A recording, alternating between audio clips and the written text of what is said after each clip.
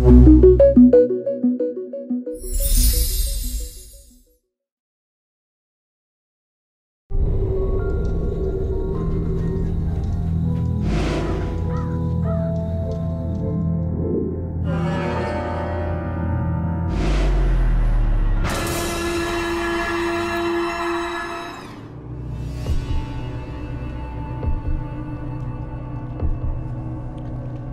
adalah panglima hati.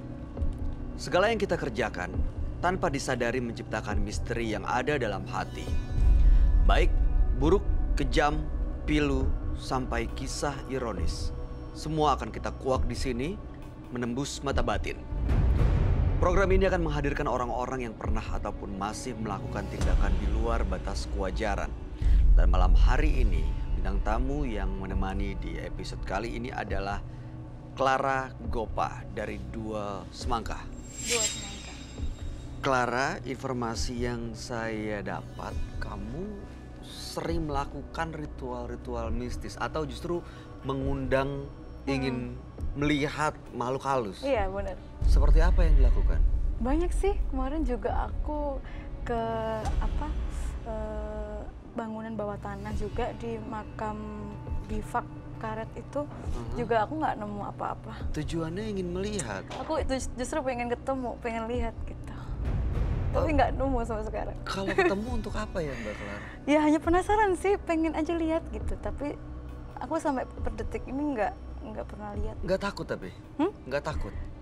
Ya nggak takut sih, cuman kalau muncul nggak ngerti lagi. Pernah nggak tapi mungkin nggak kelihatan ya, tapi terasa atau kerasukan? Terasa pernah, suara juga pernah. Cuman kalau lihat secara langsung tuh belum. Oke, pernah kerasukan? Pernah 2 kali. Itu apa yang terjadi? Aku ketika lagi berhalangan, lagi kotor kan. Juga nggak ngerti sih waktu itu di apartemen. Pas jatuhnya pas maghrib, pas azan maghrib. Pingsan, awalnya pingsan dari kamar mandi, pingsan, jatuh, terus sama manajer aku ditolong dong ke kamar, terus lihat ini, udah dari situ aku udah antara ngantuk nggak ngantuk, antara muka aku tuh ketika aku gini ada yang geser ke sini, ketika aku gini ada yang geser ke sini, dan itu udah mulai lepas kontrol udah, sampai manajer aku itu aku tusuk pakai pensil di sininya. Itu karena kamu ngelakuin, Mbak? Oke, tapi masih mau ngelihat? Masih mau lihat, aku penasaran, pengen lihat. Oke, kalau ingin melihat sih biasanya kita selalu menghadirkan partisipan yang kadang-kadang suka menghadirkan makhluk-makhluk seperti itu. Nah, berikut ini yang akan hadir adalah seorang partisipan. Dia seorang laki-laki yang mengaku melakukan pesugihan siluman babi. Malam hari ini dia akan kami panggil dengan nama samaran. Kami persilahkan Ridwan.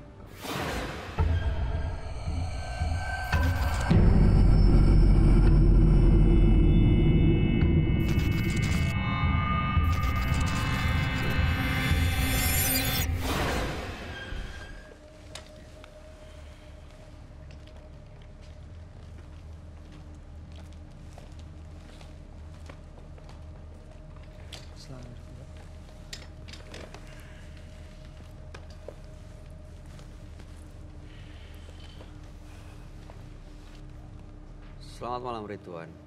Selamat malam Mas. Boleh diceritakan pekerjaan Anda sehari-hari? Pekerjaan saya saat ini usaha.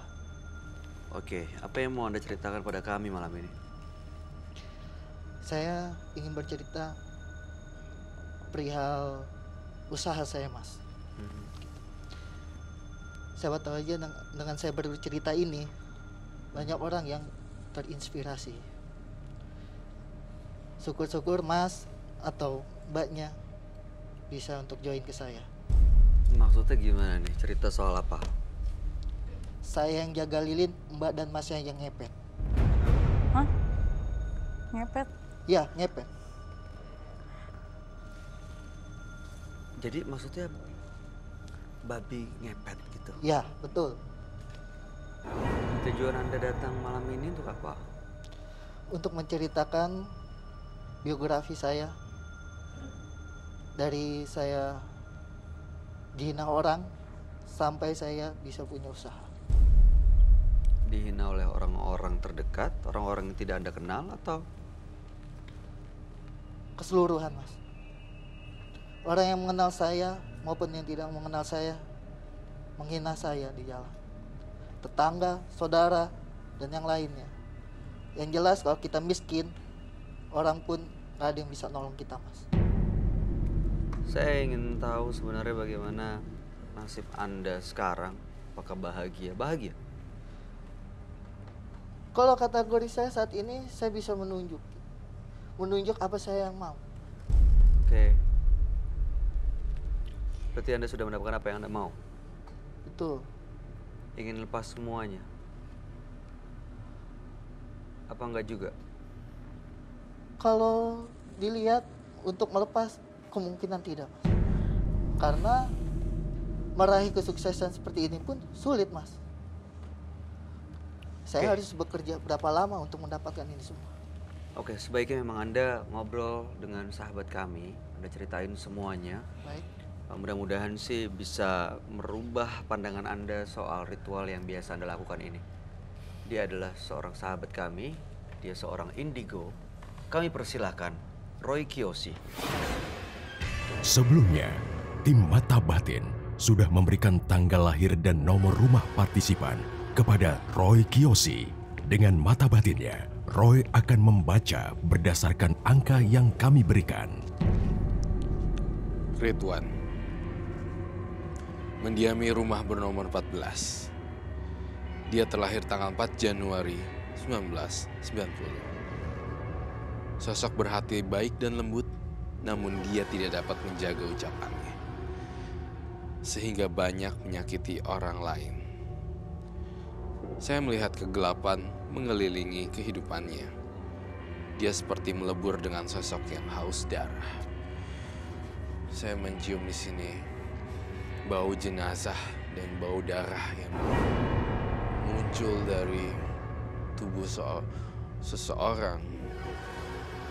Amis, anyir, dan pekat sekali baunya.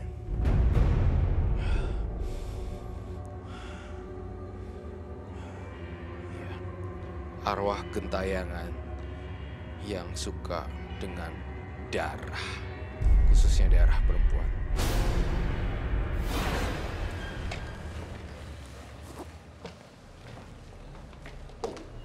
Selamat malam. Selamat malam, Roy. Iya, selamat malam. Silakan duduk semuanya. Ridwan dengan tanggal lahir 4 bulan 1 tahun 90. Nomor rumah 14. Ridwan sudah 4 kali menikah, bersekutu, dan punya ritual dengan siluman babi ngepet tepatnya. Dan ini untuk pesugihan, bahkan menggunakan anak sebagai tumbal. Istri tidak tahu sampai sekarang. Betul. Apa yang kamu lihat dari dia, Roy? Saya melihat makhluk berbentuk babi dan ada di dalam dirinya dia, bukan di belakangnya dia, tapi sudah menyatu dengan itunya apa? Jiwanya. Jiwanya. Jiwanya. Saya melihat aneh banget loh di sini. Kayak babi, tetapi ada taringnya. Kau pernah dikasih lihat nggak? Pernah melihat langsung? Saat saya untuk menjalani ritual itu harus bertapa, dan saya bertemu dengan dia. Di mana dan bagaimana ritual dalam gua itu? Ritual di sana saya selalu bertapa dan memandikan cermin itu dengan bunga 7 rupa dan memakai minyak itu. Cermin?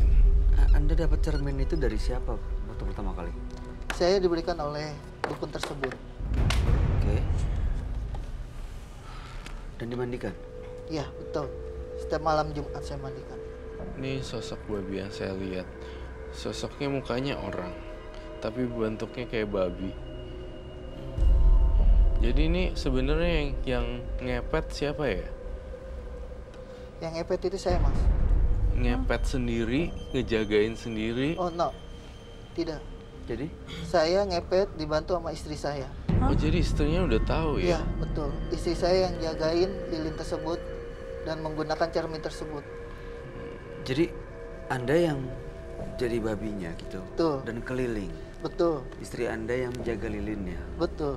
Ini sebenarnya babi ngepet adalah salah satu tokoh cerita legendaris pada tahun era 80-an, kemudian ke era 90-an ya. Babi ngepet. Ini Itu seperti apa sih, Roy? seperti jadi konon kabarnya babi ngepet ini harus dijagain lilinnya, kalau enggak tiba-tiba dia nggak bisa balik lagi. Apakah itu betul? Iya, betul. Karena kita udah terpaku dengan perjanjian. Janjian. Kamu dengan siapa sih sebenarnya? Janji dengan dukun siapa sih sehingga kamu bisa jadi babi ngepet kayak gini?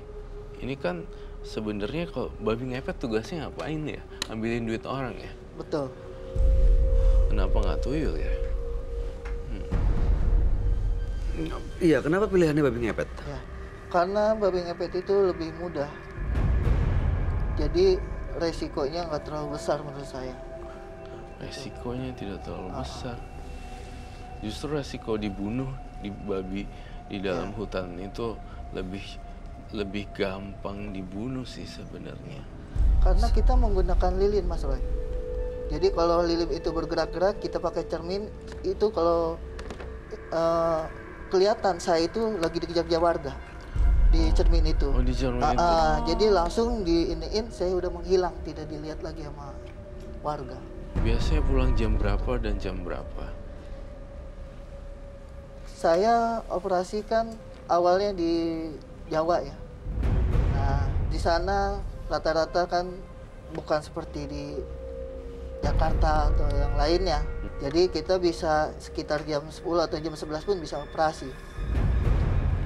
Itu saat lagi beroperasi sebagai babi ini, Anda ke rumah warga? Ya, kita kan kalau babi itu tinggal ngegesek rumah aja. Ngegesek di mana? Gesek, kita lewat lari, si babi itu lari kena samping rumah, udah uangnya laib. Oh, jadi hanya nempel ke rumahnya Iya, aja? seperti itu. Pas saya lempel gitu, uang laib.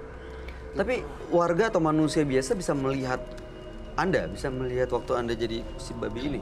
Nah, kalau masalah bisa melihat atau tidaknya, namanya orang usaha pasti jangankan yang seperti ini ya, usaha yang lain pun ibaratnya kayak copet, jamret, itu pastinya itu ada waktu naasnya.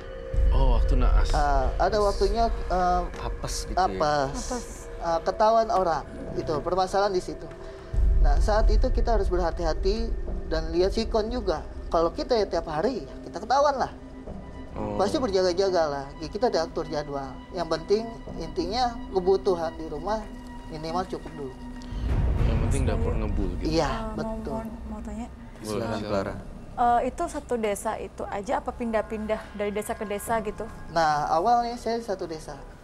Di satu desa itu saya itu berjalan itu seminggu sekali, seminggu 2 kali. Lama-lama warga resah dong. Terus banyak yang berronda dong. Resiko untuk saya. Saya bisa terbunuh di sana. Anda pindah ke tempat yang Saya lain? pindah karena saya udah punya uang, saya pindah, saya beli rumah di tempat lain. Seperti itu. Ini babi yang saya gambarkan ini sosok siluman babi ya.